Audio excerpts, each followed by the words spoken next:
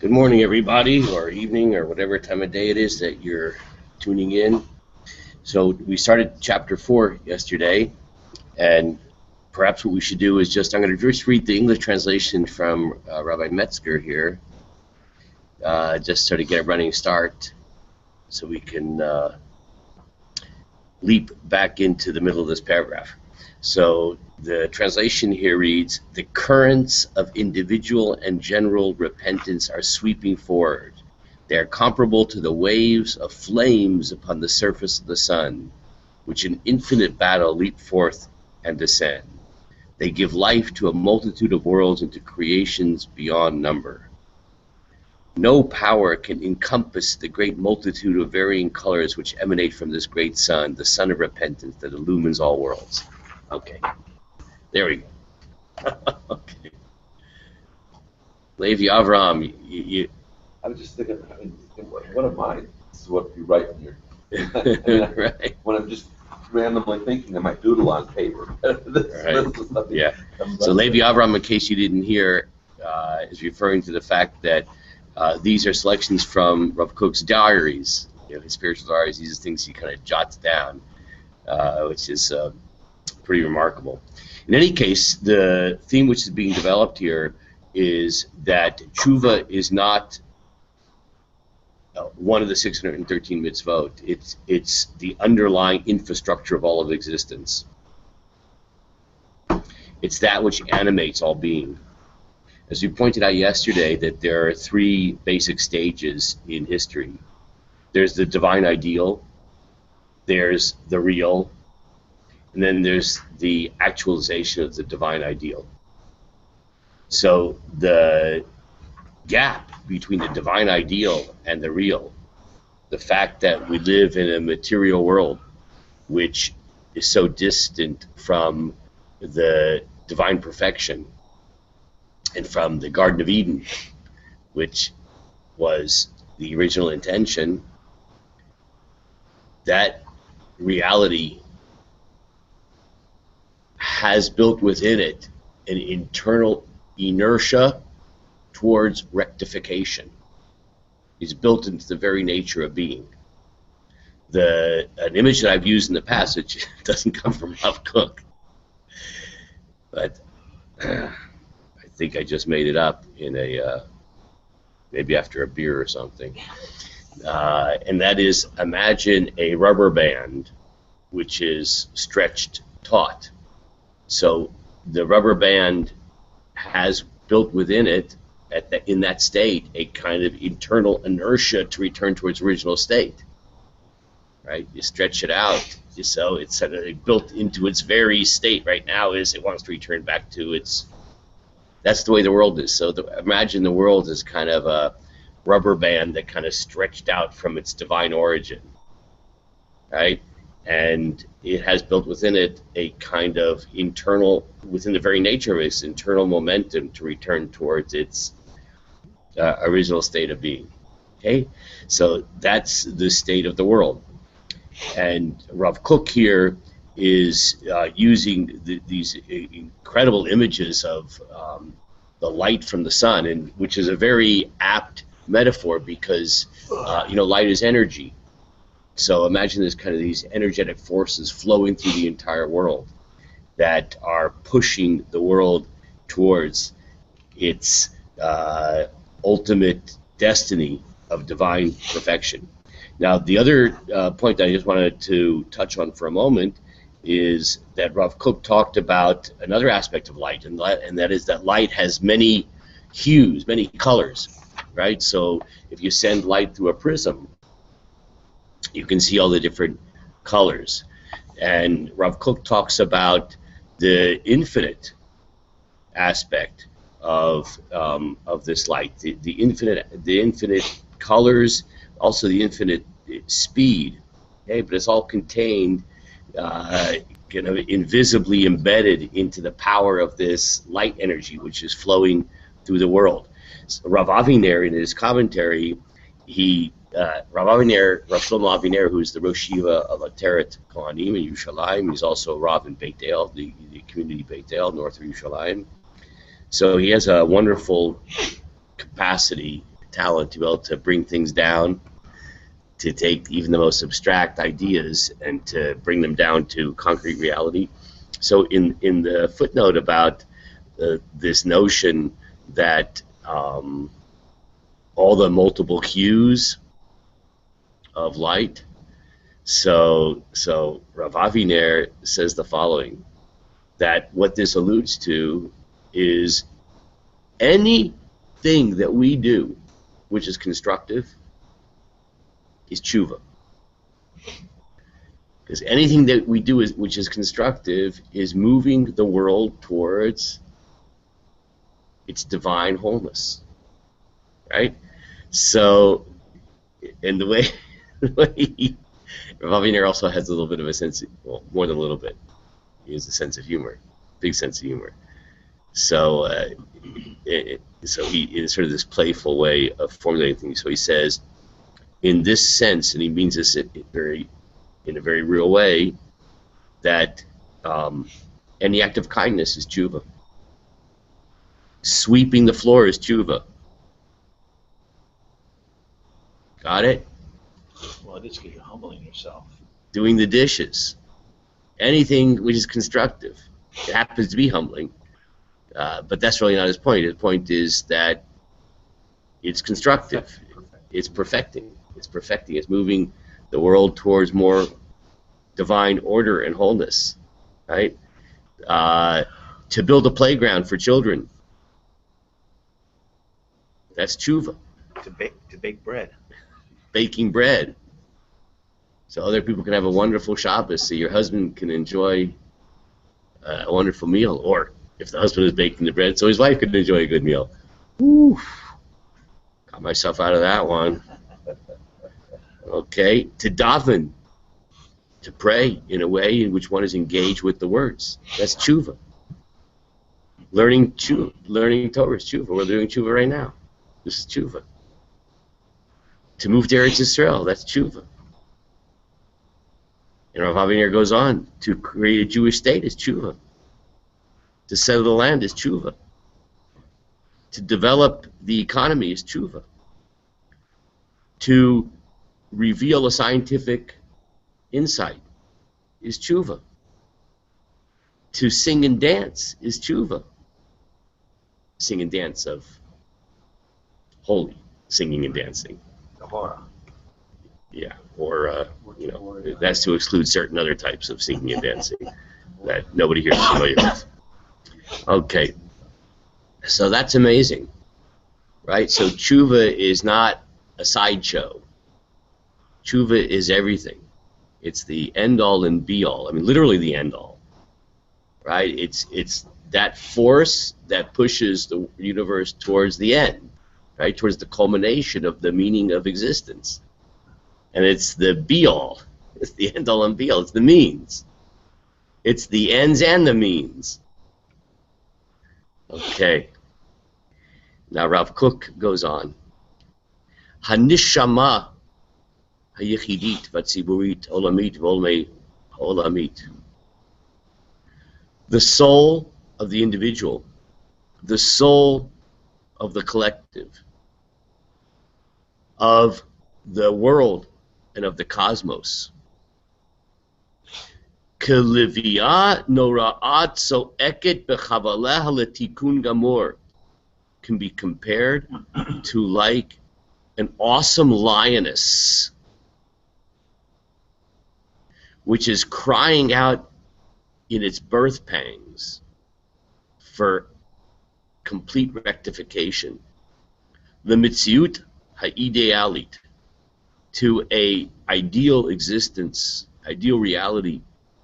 Vanu hashim et hamachovim, and we feel the pain. Okay, let's back up and talk about that incredible sentence. This gap between the ideal and the real, that gap is felt by the soul. But the soul is not just the thing that we associate as this kind of spiritual essence with it, which resides in ourselves. That's also a soul. You know, usually when we say a soul, we think that is referring to Leib Shlomo's divine spark within him, which it also is that. But it's referring to something else as well. There's the soul of the community. Even a collective of human beings has a soul, a kind of mega soul, a super soul. Okay?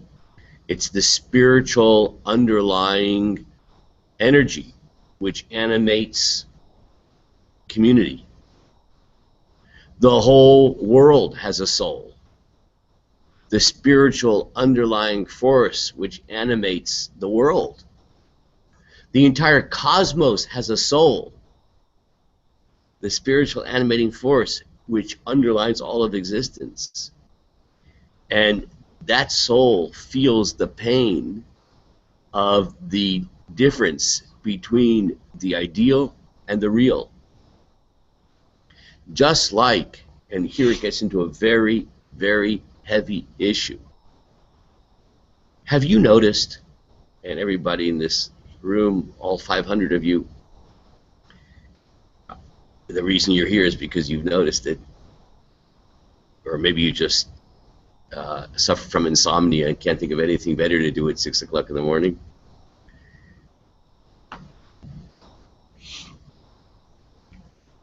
Have you noticed that it's hard to be a human?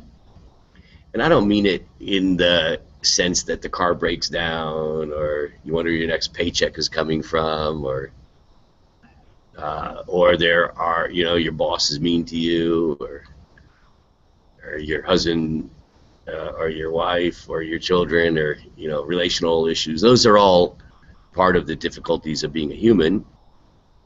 But there's something which is more fundamental that makes it very difficult to be a human. And the problem is that we have this divine soul, but it lives in a body that is limited,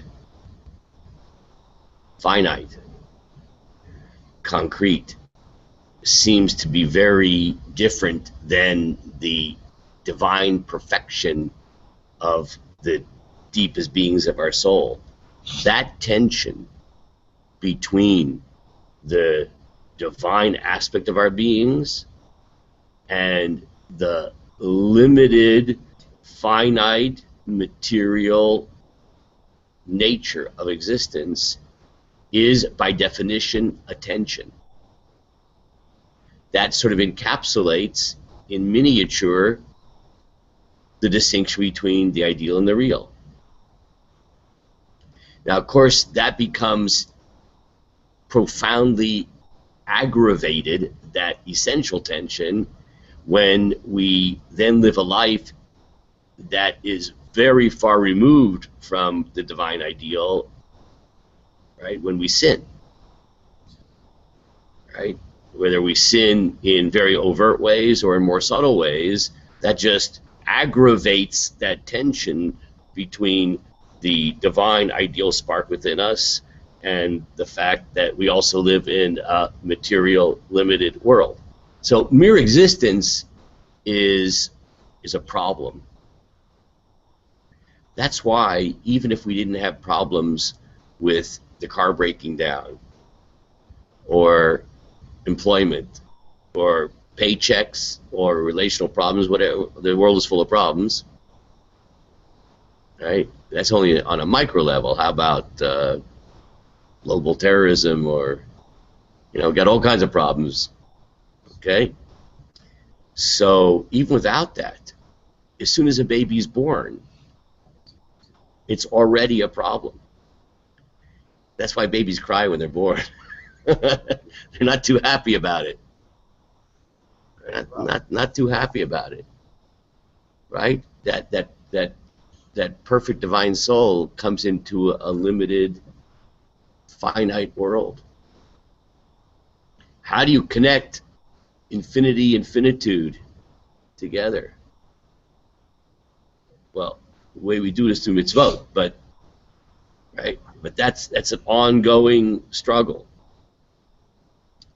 So our soul, imagine this incredible metaphor. Our soul, imagine it as a lioness giving birth. Now, I've never seen a lioness giving birth. I did see my wife giving birth. She's a lioness. Hi, Donna. So she's ferocious lioness. Okay, and anybody who's experienced birth themselves or been in the presence of birth, it incredibly intense. She gives the doctor's epidural. I don't know if Zev, you probably didn't hear what Zev just said. Is that referring to my wife? Yeah. Yeah, my wife gives the doctor an epidural, Zev said. Because it's too hard for them to handle. She just tests it out. Yeah, you know my wife. That's true. That process of giving birth is this kind of, there's kind of a force. This is the way I experience it. It's not like kind of a willed behavior that the person giving birth, okay, I think I'm going to have a contraction now. Okay, now I'm going to push, and a little bit, baby's going to come out a little bit more. It doesn't work that way. There's kind of there's a force which is unbelievably primal. Okay, and there's also and this sort of, and it's not, it doesn't feel good. Okay, so imagine this mighty, awesome lioness in the transition stage of giving birth, and of course all of that unbelievable primal energy is all focused towards one goal. Get that cub out! Tikkun Gamor, Rav Kook says, for this full perfection. That's what happened. The world is in a state of giving birth. All of the cosmos is a mighty lioness giving birth to a state of perfection. That's why it hurts to exist, because we're part of a process of giving birth. There's a force which is primal and not simply a function of conscious behaviors. It's pervasive and operating throughout all of existence, pushing all of existence towards the end goal of Tikkun Gamor, ultimate perfection.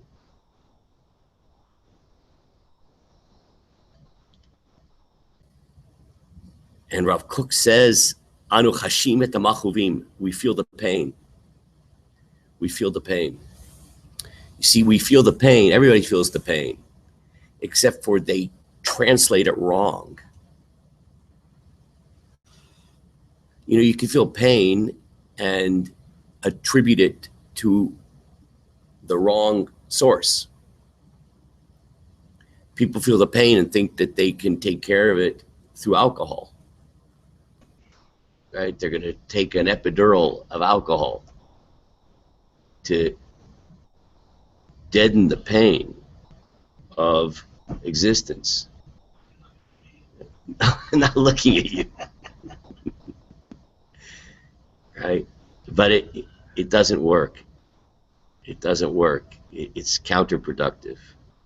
That's just an example. There's all kinds of forms of epidurals that we attempt to take, cosmic epidurals. They're all counterproductive. But there's something profound in feeling that pain. We need to feel the pain. You see, that's the amazing thing. I'm not taking a stand on epidurals here. I'm the son of an obstetrician gynecologist here. I'm not taking a stand on this. Though my wife has never had an epidural, she's an awesome lioness, right? So the feeling of the pain, Rav Kook says, is absolutely crucial. Why? Because that pain, v'hem markim otanu, it purifies. Kamelach zeh shemamtik et habasar. It's like salt. You know, salt is caustic. Get some salt in your eye. See how that feels. But the amazing thing about it is it makes almost all food taste better. That feeling of the pain, that experience of the pain, is part of the process of sweetening. It sweetens existence. Hey mamtikim et kol merurotenu. The pain of birth, don't deaden it. Embrace it. It sweetens all of our bitterness. We'll pause right here. Let's embrace the pain today. That's our job for today. Okay, everybody? Sure. Okay, all you awesome lionesses out there. Have a great day. Take care.